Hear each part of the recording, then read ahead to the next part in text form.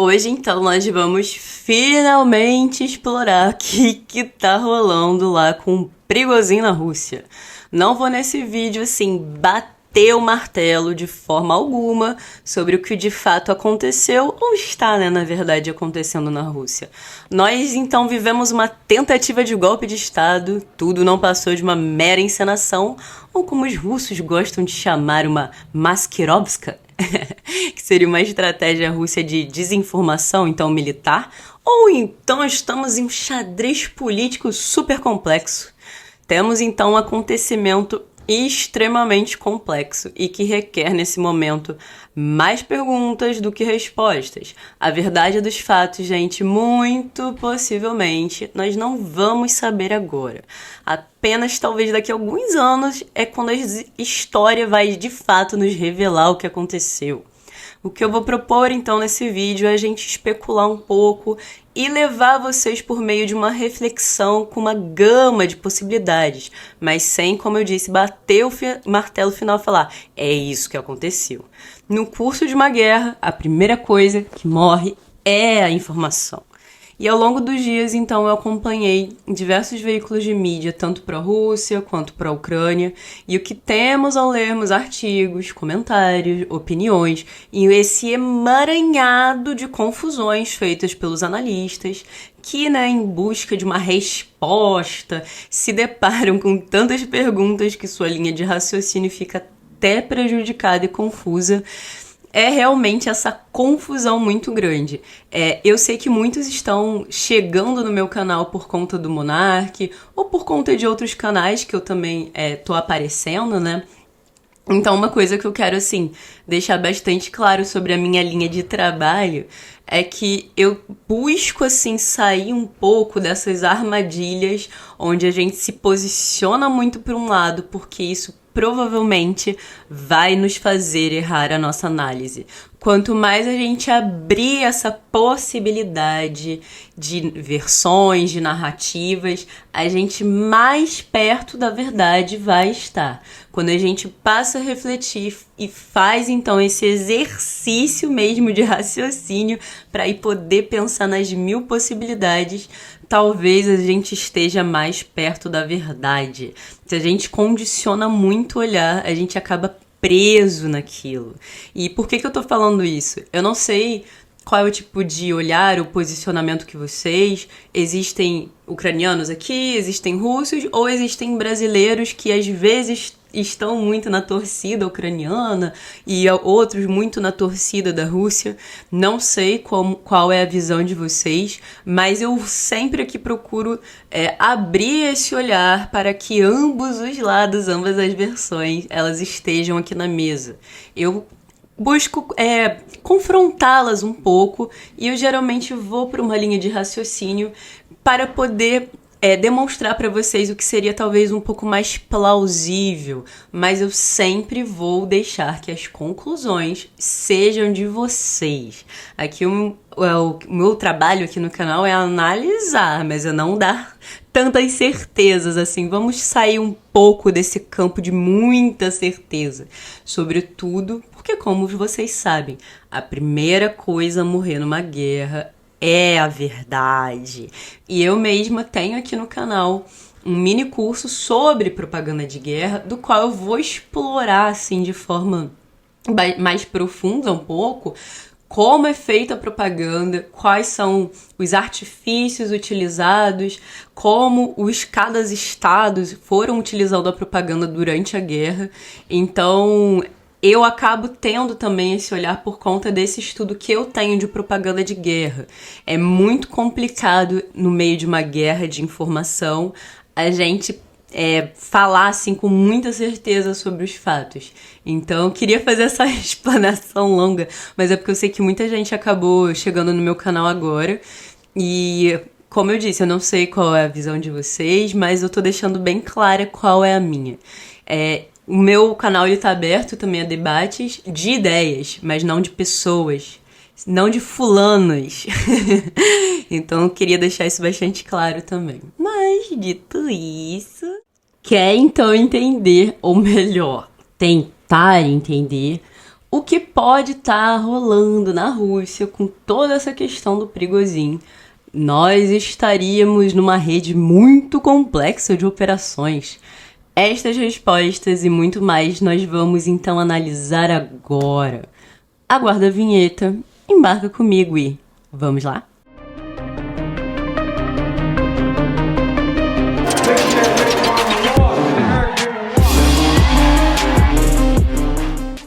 Olá, eu sou Bárbara Martinelli. Seja muito bem-vindo ao canal Voz Armada, seu canal então que vai descomplicar todo o hospício, que é o mundo da geopolítica e, é claro, do militarismo.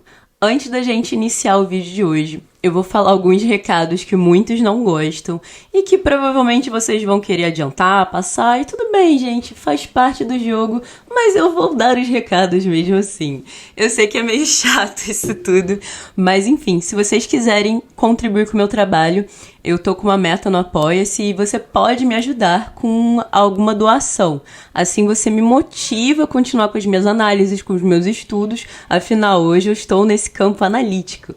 Enfim, o link ele vai se encontrar então na descrição desse vídeo. Se você preferir fazer Pix, ele vai se encontrar aqui na tela passando também, ou então ele também vai estar na descrição desse vídeo. Bom, dito isso, eu também quero indicar para vocês o curso do professor Marcelo Andrade. Eu acredito que muitos que me seguem também, assim, acabam por seguir o Marcelo, porque o nosso conteúdo acaba conversando, né? Mas, enfim, nesse curso do Marcelo, então, ele vai nos abrir um pouco o olhar a respeito do nosso entendimento do que é a história. E ele vai abrir o olhar justamente nessas partes que são meio que ocultadas da gente quando a gente tá ali na escolinha estudando história. Então o Marcelo ele vai por águas bem profundas pra gente poder então entender melhor que diabos está oculto na história. E por que eu recomendo tão fortemente o curso do Marcelo? O curso do Marcelo, conversar muito com o meu conteúdo aqui. Afinal, quando a gente sabe melhor a história, o que tem por trás dessa história, a gente passa a entender melhor diversas também atitudes e tomadas de decisão global. E uma coisa assim fundamental que tem no curso dele é toda essa questão ideológica envolvendo o marxismo e que ele vai tratar do marxismo dentro da Rússia. E isso vai, gente, conversar muito com não só com o conteúdo que eu tô fazendo aqui, mas com a atualidade da Rússia também. Então, hoje vocês vão ter uma oportunidade muito boa. Vai estar passando um código aqui de cupom na tela e vocês vão ter um desconto, então, se vocês adquirirem um curso. E, além disso, vocês também vão ganhar um livro de bônus. Então, desconto e livro, olha só. Tá super show nessa oferta. Então, o link ele vai estar também na descrição do vídeo. Então, na descrição vai estar lá o Apoia-se, o meu Pix e também o link para vocês poderem conhecer o curso do Marcelo. E se vocês gostarem, sentirem que tem interesse em fazer, vocês também já adquirem e botam o meu cupom de desconto, então. Feito esse merchan básico que vários devem ter passado, mas eu fiz, né, gente? O importante é a gente estar aqui tentando na luta. Mas enfim, vamos então ao que verdadeiramente interessa e o que verdadeiramente vocês vieram fazer nesse vídeo, que é saber o que diabos está acontecendo na Rússia. Bom, foi então nesse final de semana que nós tivemos essa marcha do Prigozhin rumo a Moscou. Um evento, sem sombra de dúvidas, bastante significativo e que tem sido colocado por muitos analistas como uma espécie de abalo em toda essa dinâmica de poder na Rússia, ou até mesmo como revelando uma espécie de racha interno dentro da cúpula militar russa. Para entender a rebelião do Prigozhin, nós devemos primeiro explorar um pouco o que veio antes, ou seja, os antecedentes, e toda essa ascensão do Prigozhin. Ele é uma figura super controversa e é um empresário assim com ligações muito íntimas ao Kremlin. O Prigozhin, ele é frequentemente chamado de chefe do Putin, sim, como um chefe de cozinha mesmo. Ele ganhou destaque por meio do seu negócio de catering, que é um serviço que vai fornecer então todos os insumos que são necessários para a alimentação de um evento. A influência do Prigozhin, entretanto, ela acaba por se estender muito além dessa questão do mundo culinário. As estreitíssimas conexões com Prigozhin e o governo russo e o seu envolvimento em vários empreendimentos trouxeram-lhe imensa riqueza e, óbvio, influência, com Putin literalmente tornando assim o Prigozhin um homem muito, mas muito, muito rico mesmo. Bom, a proximidade com Putin acabou por fazer o Prigozhin um dos principais e mais próximos aliados do presidente russo, abrindo então todo esse caminho para no futuro ele vir a se tornar o chefe do grupo Wagner. Vamos lá! A Constituição russa, ela estipula especificamente que todas as questões de segurança e defesa pertencem exclusivamente ao Estado. Consequentemente, o estabelecimento das chamadas companhias privadas, militares, é ilegal na Rússia. Entretanto, há uma série de lacunas dentro do sistema legislativo russo.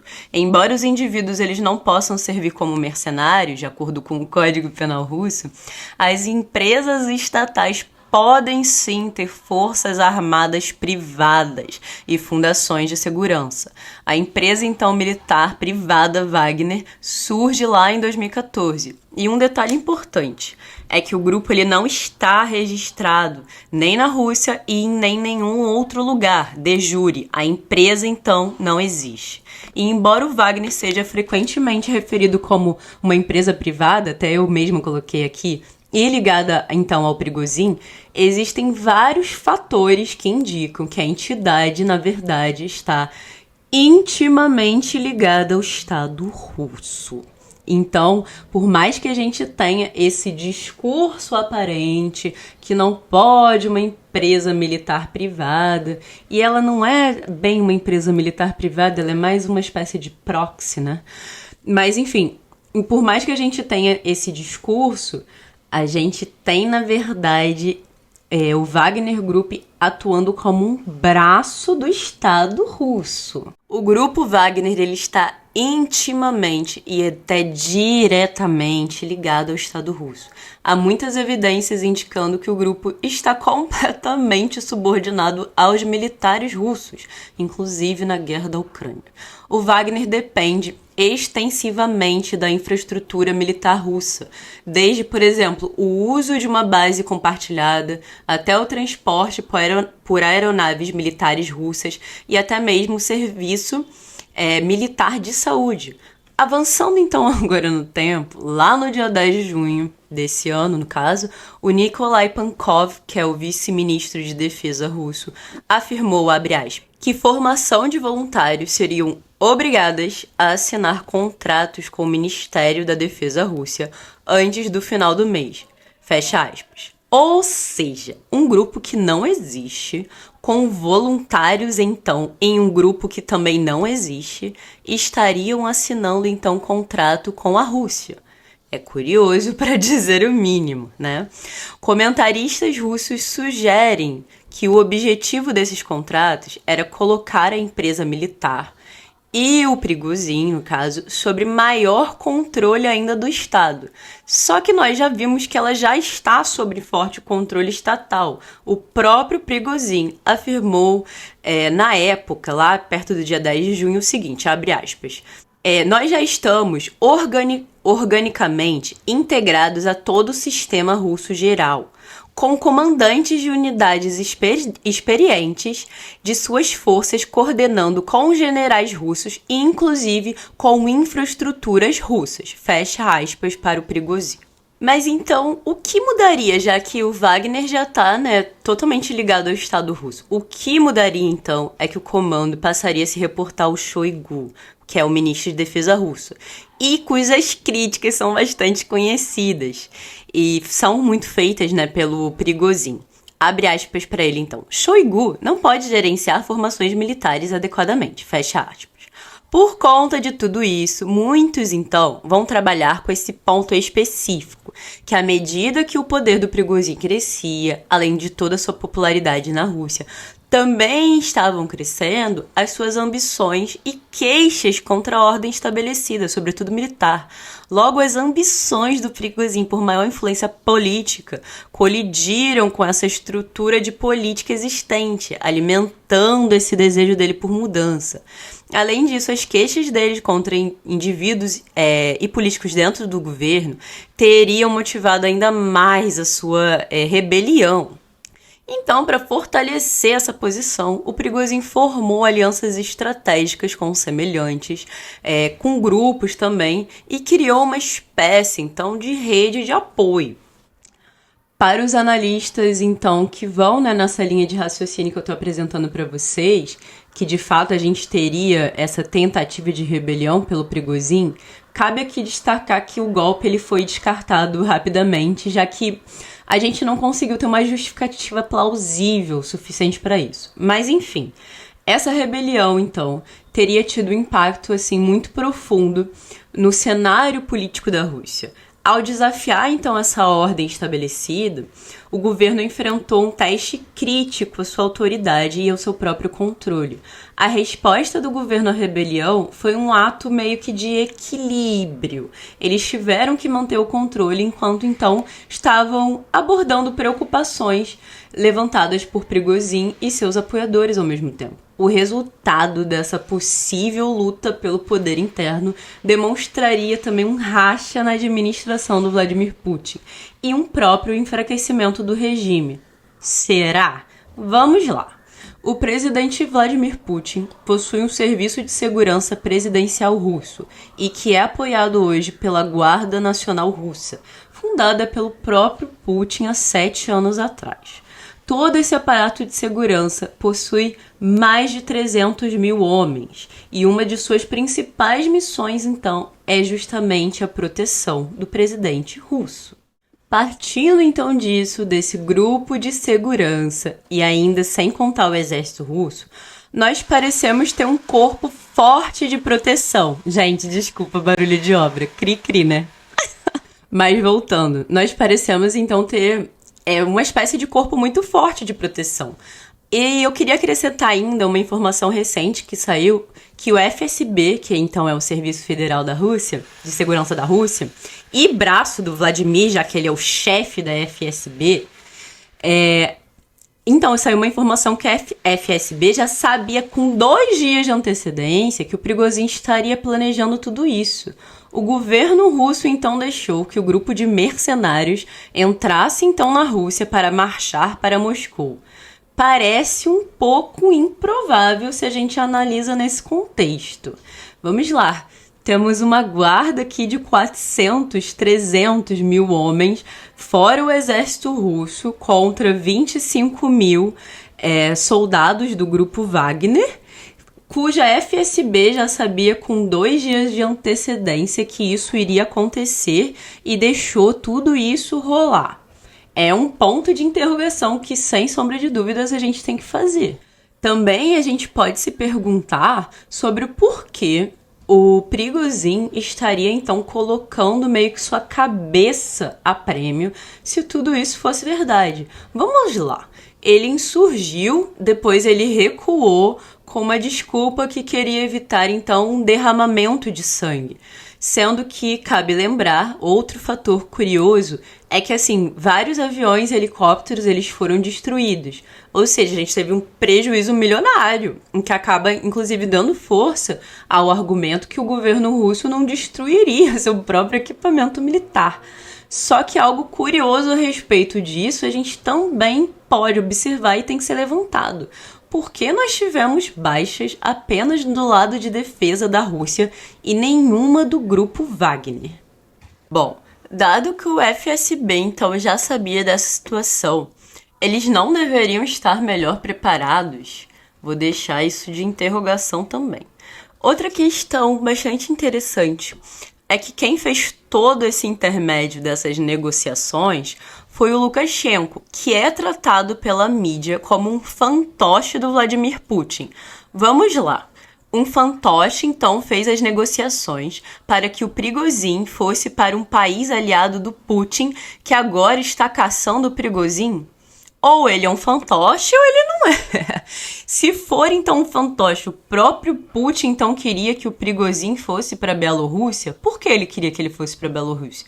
O presidente então Lukashenko, ele vai afirmar que a sua mediação entre o Putin e o Prigozhin acontece entre os dias 24 e 25 de junho, em conjunto então depois do que viria a vir o discurso do Putin dia 26.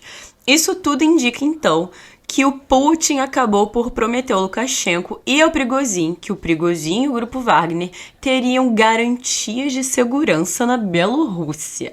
É possível dizer, então, que o Lukashenko pode querer usar o Grupo Wagner na Bielorrússia para talvez controlar de perto quaisquer forças do Grupo Wagner que se movam justamente para a Bielorrússia. Além de, claro, utilizar o grupo para treinamento em algumas técnicas de batalha. Como nós sabemos, aparentemente um acampamento ou base militar está sendo construída para receber os mercenários do grupo Wagner. Bom, no dia 27 de junho, então, o Lukashenko ele também anunciou que a Bielorrússia havia recebido um número não especificado de armamentos nucleares em uma data anterior, confirmando então que o país já está em posse de armamento nuclear. Aos que acreditam então em um teatro de operações, todas essas movimentações para a Bielorrússia geraram especulações que tudo com Prigozhin foi armado, e o objetivo então seriam dois: confundir o Ocidente a respeito da liderança do Putin, uma espécie de... Aqui a gente pode traçar uma espécie de similaridade com o que aconteceu com o presidente chinês, que é o Xi Jinping, no ano passado, onde a gente teve uma chuva de informação dentro dos jornais afirmando que o Xi Jinping sofreria um golpe de Estado, ou que estavam armando um golpe de Estado, ou que ele estava com uma liderança muito fraca na China. Isso demonstra um pouco de desconhecimento sobre a China, sem sombra de dúvidas, mas a gente também pode traçar esse paralelo a respeito dessa questão da liderança do Putin. Será também que não há uma tentativa de enfraquecê-lo, pelo menos aos olhos públicos? A gente pode também traçar essa possibilidade, sem sombra de dúvidas. Além, então, dessa questão do Putin em si, então o outro objetivo seria enviar tropas lá para a Bielorrússia, que poderiam, então, contrabalancear o poder agora com os possíveis novos soldados que a Polônia já havia solicitado no mês passado para a OTAN. Cabe lembrar que esse pedido da Polônia surgiu por conta do envio desse armamento nuclear, como eu já tratei, inclusive, num vídeo aqui do canal, vou deixar o card aqui passando. Outros ainda teorizam que o grupo Wagner poderia, então, voltar a atacar pelo norte, indo, então, em direção a Kiev. Estratégia essa que, se a gente lembrar, foi utilizada no início da guerra e não funcionou muito. Sobretudo porque uma luta urbana é muito complicado, requer muito planejamento e a gente acaba tendo poucas certezas sobre o que vai acontecer. Apesar da gente não ter certeza se isso pode fazer um objetivo, né, russo, sobretudo por conta dessa doutrina militar ser ainda herdeira de batalha de profundidade, ela não parece, nesse momento, 100% plausível. Entretanto, caso a guerra assimétrica que é praticada pela Ucrânia continue, pode ser que os russos possam estar considerando, sim, abrir novamente mais frentes de combate. Bom, só digo uma coisa, fiquem muito atentos a essa questão do flanco oriental. Temos 2 países nesse local que parecem estar se armando cada vez mais. Por fim, temos os que acreditam, então, nessa tese de xadrez político. Inclusive, pelo que eu vi em muitos grupos russos, eles estão acreditando bastante nessa possibilidade. Portanto, parece, de certa forma, que a propaganda pode estar internamente direcionando esse tipo de pensamento. A liderança feita pelo Prigozhin e a rebelião, então, do grupo Wagner foram feitas artificialmente para se descobrir traidores de dentro da defesa russa. Essa suposta indecisão, por exemplo, na repressão da rebelião, seria um pretexto para se abrir para se descobrir, pessoas indesejáveis e pessoas que estavam então falhando na questão de treino e combate, mobilização e até em apoio logístico. Vamos lá, os russos eles dizem que o Bulgakov, o Mizintsev e o Gorginain foram demitidos devido ao colapso do sistema de logística militar das Forças Armadas da Rússia. Mas o motivo formal, cabe lembrar, e que foi vendido na mídia, era, na verdade, que eles apoiaram o grupo Wagner. Eles afirmam que exatamente a mesma coisa então está acontecendo agora com essas partes das forças russas. O apoio ao grupo tornou-se um teste decisivo para as forças armadas russas. Podemos ainda combinar essa tese de teatro para envio de tropas para a Bielorrússia com essa última, e teríamos então uma verdadeira conspiração russa por completo.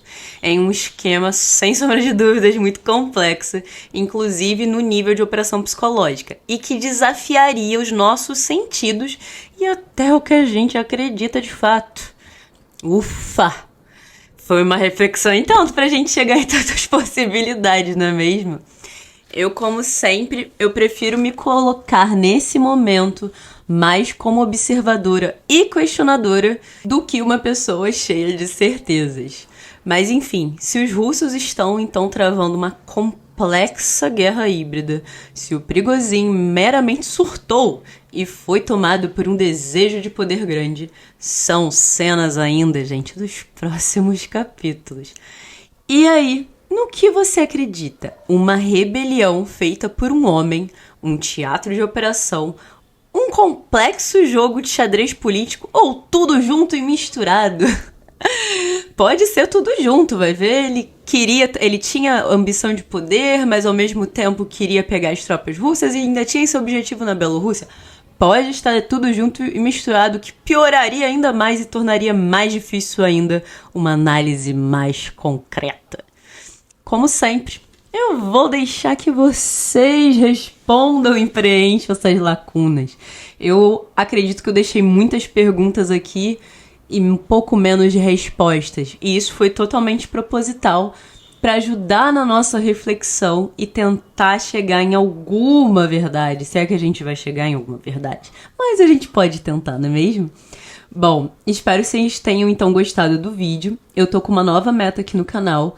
E quando eu chegar então em 5.000 inscritos, eu vou fornecer um curso totalmente gratuito sobre nova ordem mundial chinesa. Vocês vão entender tudo que a China está então planejando e como ela quer ser o palco e o centro dessas atenções. E sim, eu vou especular um pouco se ela tem ligação com todas essas questões envolvendo o globalismo. Muito em breve eu também vou lançar um curso que aí não vai ser gratuito aqui, mas vocês vão também poder ajudar a contribuir com o meu trabalho, adquirindo ele. Mas muito em breve, então, vou lançar um curso sobre relações internacionais e geopolítica. Sim, vai ser os dois juntos, porque a gente vai traçar muito paralelo entre as teorias para a gente levar para esse macro-universo e ir costurando todas essas tomadas de decisão dos países. Então, a gente vai estudar tudo junto. É isso, gente. Se vocês gostaram do meu conteúdo, vocês já sabem. Curte, compartilha e se inscreve no meu canal. Muito obrigada e vocês já sabem. Tchau!